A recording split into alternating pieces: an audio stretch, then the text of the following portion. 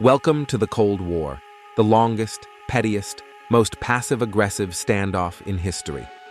Two superpowers stared at each other for decades like, don't, push, that, button.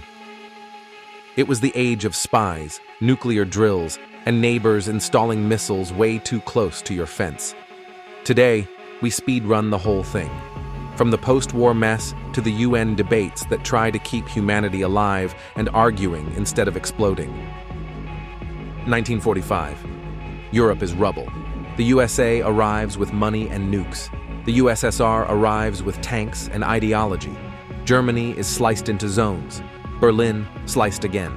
The US launches the Marshall Plan. Europe, thanks. Stalin, nobody helps for free. The split becomes official. Churchill announces the Iron Curtain, and Europe splits in two. NATO forms. The Warsaw Pact answers. Both sides collect allies like trading cards. Then the Berlin blockade, and the West answers with the Berlin Airlift. Thousands of supply flights keeping the city alive. 1950. The Cold War turns hot. North Korea invades. The UN enters. China enters. Battles swing back and forth.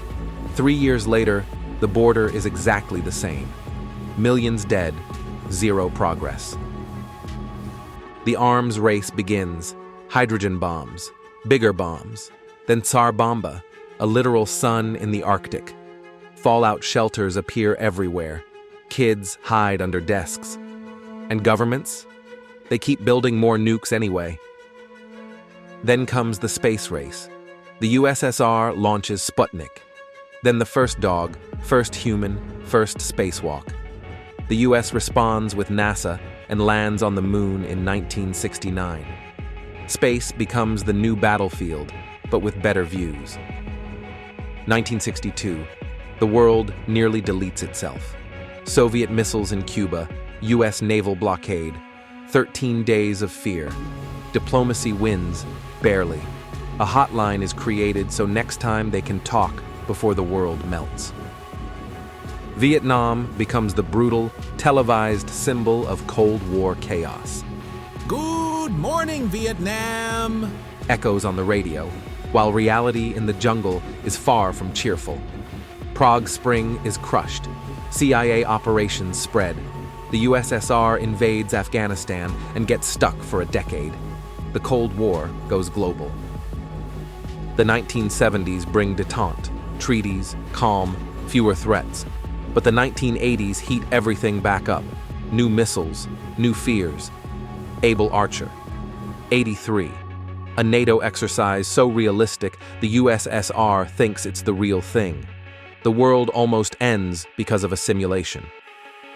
Mid-80s, the Soviet Union is cracking everywhere. Then, December 1988. Gorbachev steps onto the UN stage and shocks the world.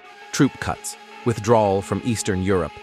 For the first time, a Soviet leader says, indirectly but clearly, the Cold War is ending. And few years later, the USSR collapses. But the sound of it breaking started in this room.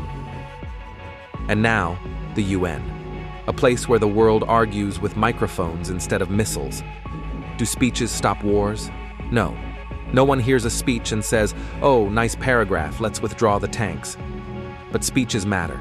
They create a public record, force countries to explain themselves, and give small nations the same mic as big ones.